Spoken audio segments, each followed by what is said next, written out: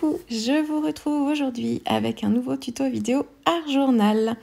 Alors, j'ai réalisé un fond aux acryliques et je n'étais pas forcément très contente de mon fond, enfin surtout de la partie centrale de mon fond, donc je m'apprêtais à le jeter. Mais je me suis dit, c'est dommage parce que sur ce fond, j'aime beaucoup la partie de droite et la partie de gauche. Alors, j'ai travaillé avec des acryliques, plusieurs couleurs d'acrylique dans des tons chauds. J'ai rajouté de l'acrylique blanche. J'ai complété avec des oxydes et des pochoirs sur les parties blanches. Ensuite, j'ai rajouté de l'acrylique avec un pochoir étoile.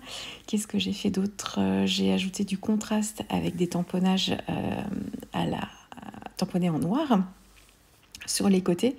Et en fait, voilà, j'aimais pas la partie... Après, j'aimais pas la partie centrale, mais il aurait fallu que je continue parce que je pense que j'aurais réussi à faire quelque chose. Mais bon, comme je travaille pas beaucoup les acryliques, j'avais pas confiance en moi. Je me suis dit, je vais pas réussir à faire quelque chose que j'aime bien. Voilà, encore un problème de confiance. Donc, j'ai pas voulu le jeter complètement. Je me suis dit, c'est dommage parce que j'aime beaucoup la partie de droite et la partie de gauche. Donc, je les ai déchirés et je les ai laissés de côté.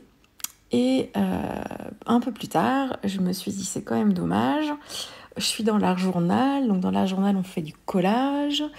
Il n'y a pas du tout de problème à faire ça. J'ai fait du collage de papier de soie sur ma précédente page d'art journal d'ailleurs. Donc je me suis dit, peut-être que si je récupère un fond fait à la gel presse avec des acryliques aussi, mais travaillé différemment, dans des fonds que j'avais laissés de côté, en fait, mais je m'étais fait plusieurs fonds, c'était l'année dernière d'ailleurs, et j'en ai refait d'autres depuis que j'ai scrappé directement, mais il me restait tout un stock. J'ai regardé dans ce que j'avais, j'ai vu des mélanges aux infusions et tout, mais c'était des techniques liquides, et là je voulais vraiment de la matière, vraiment comme pour rappeler en fait l'acrylique en tube que j'avais utilisé sur ces papiers-là. Donc j'ai pioché dans mes fonds et je suis tombée sur ce fond fait à la gel presse, et j'avais tamponné le motif de bus, et je l'avais pas forcément très bien tamponné, mais c'était pas un problème, j'aurais pu travailler par-dessus. Mais bon, du coup, je l'avais laissé de côté, je l'avais pas continué. Donc je me suis dit, finalement, ça va pas être mal, puisque j'ai des couleurs qui sont très très chaudes sur les papiers déchirés, et je voulais contrebalancer avec du blanc et des couleurs froides. Donc je trouvais que l'ensemble était bien, et puis du coup, on distingue un petit peu les coups de tampon aussi du bus. Là, ça donne un peu un effet d'écriture, un peu en tout doux, parce que l'encre noire n'était pas forcément bien imprimée. Donc voilà, et puis là, ça me convenait bien mieux comme ça. Je me retrousse les manches et du coup, voilà, je construis ma page sur ce modèle-là. J'ai retrouvé mon fond. Je vais vous mettre d'ailleurs en incrustation pour que vous voyez le fond tel qu'il était avant que je le condamne à être déchiré, pour que vous vous rendiez compte un petit peu de ce que ça donnait. Et en fait, il aurait fallu que je continue un peu plus, parce que ce qui me gênait, c'était la partie centrale. J'avais mis de l'acrylique blanche et j'avais en fait complété avec des motifs de pochoir, mais ça me convenait pas. Donc j'avais essayé de remettre de l'acrylique blanche par-dessus, mais du coup, l'acrylique blanche a bu l'oxyde, et je voyais encore le motif de l'oxyde en dessous avec le pochoir. Donc ça me convenait pas. Il aurait fallu que je continue encore un petit peu, parce que voilà, finalement, quand je la regarde en photo, prise de plus haut, ça me convient pas si mal finalement. Donc voilà, comme ça vous aurez vu l'incrustation en même temps.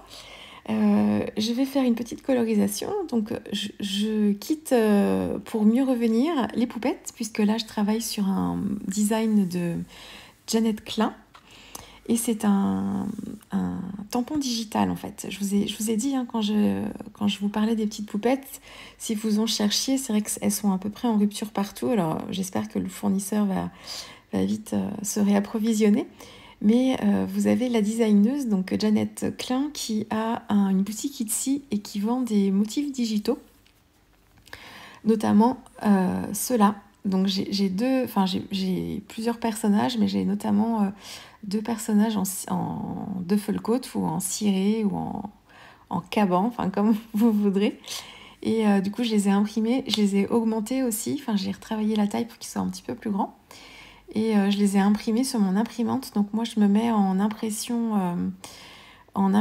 noir et blanc pour que ce soit là. Je sais pas trop comment ça marche, mais il y a une cartouche, j'imagine, dans mon imprimante, qui est une cartouche de noir spéciale et qui est indélébile. Du coup, quand on passe avec les crayons, l'eau dessus, ça bouge pas. Donc je fais mes colorisations. Donc pour la peau, j'ai travaillé toujours avec les mêmes couleurs. Donc c'est toujours un rose et un jaune. J'ai pas mon nuancier, il est là, mon nuancier, vous le voyez, mais je l'ai pas sous les yeux, j'ai pas le nom des couleurs. J'ai essayé en fait de contraster, je vais faire 2 sujets, un personnage et un bâtiment, on va dire. Sur mon sujet, j'ai voulu rappeler toutes les couleurs qui composent mon fond, mais comme j'ai une dominante quand même pas mal de rouge et orange, j'ai voulu contrebalancer avec une couleur plus froide qu'on retrouve dans le fond fait à la gel presse. Donc j'ai utilisé un vert turquoise et ensuite j'ai fait des rappels des couleurs. Donc j'ai fait les bottes rouge orangé et j'ai fait le bonnet rose puisque j'ai aussi des touches de rose dans mon fond. Voilà, donc je travaille avec les crayons Inktense. Donc si vous me demandez, vous me demandez souvent quels sont mes pinceaux à réservoir, ce sont des Derwent. J'ai pris l'habitude de travailler avec maintenant, donc je m'y suis bien faite. Ils sont pas mieux, je vous l'ai déjà dit, mais ils sont pas mieux que d'autres pinceaux à réservoir qu'on peut trouver. Alors après, dans les pinceaux à réservoir, il y a un peu de tout, il faut en prendre de bonne qualité quand même. Bon, à la Fée du Scrap, vous en avez de très très bien. Ils sont pas mieux, après je m'y suis faite et j'aime bien le côté pompe, ils ont un côté pompe. Donc quand on apprend à s'en servir, finalement je suis assez à l'aise avec.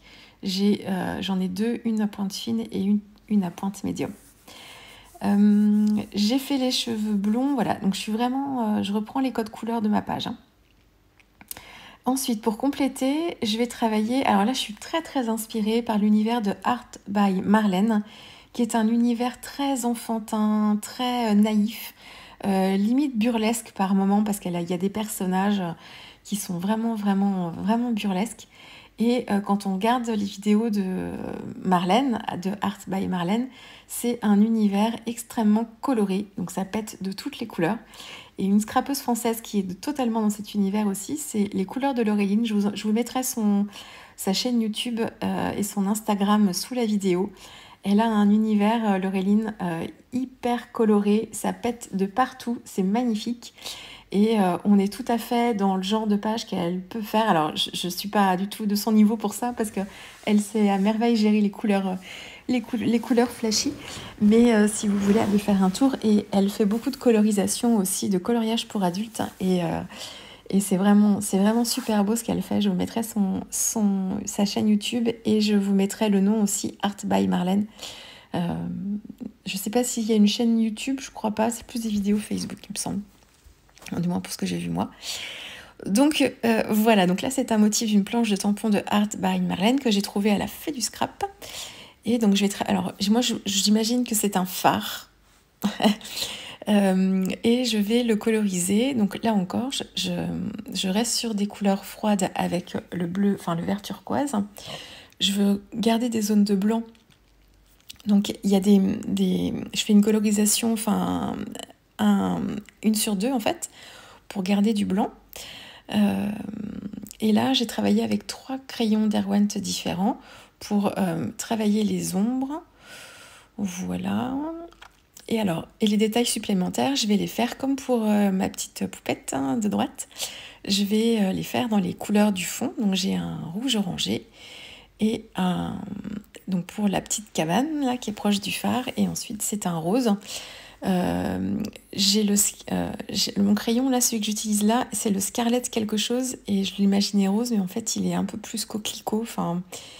Il vire vers le coquelicot plus que vers le rose, vous voyez là. Et du coup, alors c'est joli, hein, ça fait un joli orange assez pétant, mais c'est pas ce que je voulais là, puisque j'avais déjà du orange en bas. Donc avant que ce soit complètement sec, avec un essuie-tout, je suis venue éponger l'excédent de pigments et d'eau. Et je suis venue repasser par-dessus avec un rose pour que ce soit un petit peu plus dans les teintes que je voulais. Et là, qu'est-ce que je fais? Et là, je marque les ombres avec un gris très clair, histoire de travailler aussi les zones que je veux laisser blanches, mais voilà, pour avoir un petit travail de colorisation malgré tout. Et il me restait une petite palissade que j'ai faite un peu plus jaune cette fois. Et qu'est-ce que je rajoute? Ah oui, le toit. Le toit, donc là c'est un crayon rouge, vraiment rouge. Vous me demandez aussi beaucoup quel est mon taille-crayon. Là, vous l'avez vu passer, c'est un taille-crayon de chez Derwent aussi. Alors, il y en a plusieurs. C'est un taille-crayon en moulinette. Alors, pourquoi j'ai pris celui-ci? Eh bien, en bonne groupie de autour de moi que je suis. Il en parlait beaucoup dans ses vidéos parce qu'on lui demandait beaucoup ce que c'était que son taille-crayon. Et selon lui, c'est le meilleur taille-crayon du monde. Je reprends ces mots. Alors, c'est peut-être pas du monde, mais en tout cas, pour lui, c'est le meilleur des taille-crayons. The best. Donc bah voilà, en bonne groupie que je suis, je l'ai testé et effectivement, il taille en fait, ces taille-crayons-là, ils évitent de trop tailler le bois en fait de votre crayon et de l'user trop vite. Donc il y a une phase, c'est un système à l'intérieur qui broie un peu, donc ça aiguise le crayon, mais ça mange pas forcément le bois tout autour, et du coup j'ai l'impression que les crayons durent plus longtemps. Voilà, et donc ça fait des pointes hyper fines, longues et fines, top. Voilà pour mon taille crayon.